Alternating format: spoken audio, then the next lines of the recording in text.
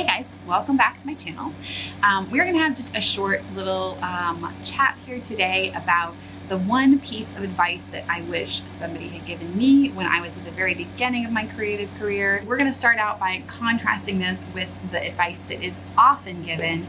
I feel like it's a really common piece of advice, and that is make the work that you wish existed in the world, or make the work that you yourself want to consume. So write the book that you want to read, make the music that you want to listen to, design the t-shirt that you want to wear. And the reason that this can be problematic for beginning artists is that I think with a lot of beginning artists, I'm not going to say with everybody, but with a lot of beginning artists, myself included, there is a tendency to use the art that already exists in the world as your kind of compass for what you like and what you want to make more of. But if you don't relatively quickly shift gears and transition into a mode where you can draw from a source of inspiration that is deeper than that, that is more meaningful and more connected and more about you and who you are, and yeah, drawing from your own kind of deep well of experience.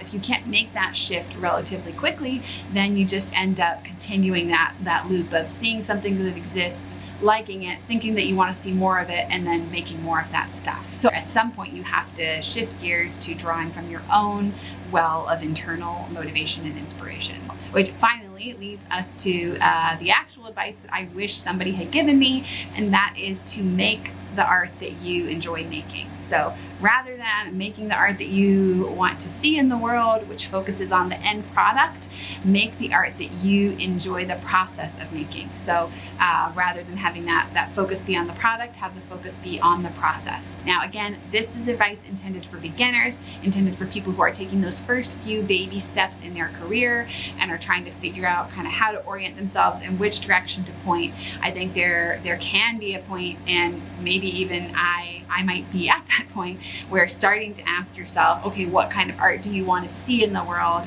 is a more helpful question. But I think when you are really laying those foundations, when you're taking those first few steps, it's much more helpful to focus on the art that you enjoy making, the art that you enjoy the process of making. And personally, if somebody had said that to me, if they had said, make the art that you enjoy making, which my sister Carly, she did say a version of that to me eventually, but it wasn't until I had already been out of school for a few years and had completely stopped drawing and painting, and was feeling really just kind of knocked down by life because of all of the health issues that I had going on at the time.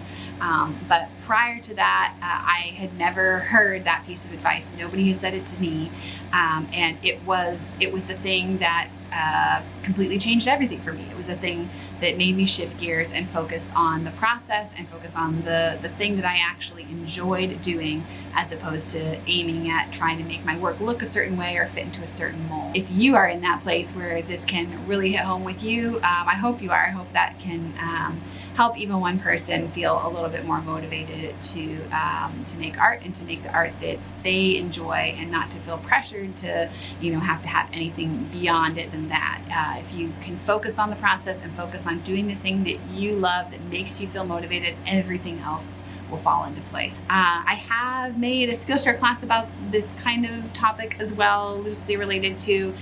So if you want to know more about like how to actually do that, how to actually find the work that you enjoy making, I will leave a link to that Skillshare class in the description box.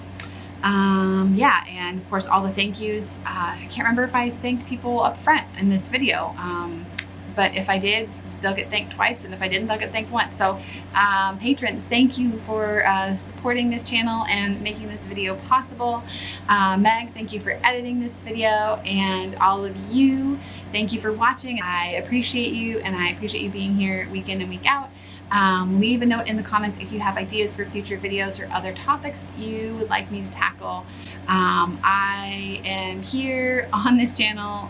My goal, my hope with this channel is to support you, and to support the illustration community in general, but especially people who are kind of coming up and maybe are newer or a few steps behind me in terms of the timeline, the journey, the path, even though we're really all in it together. But anyway, you get the picture. If you feel like you need help and you're getting started in illustration and you have questions, and this channel is a resource for you. So I always appreciate it when you can tell me and let me know what would make it even more helpful and even better for you. So that's it. I will see you guys in the next video. All right, bye.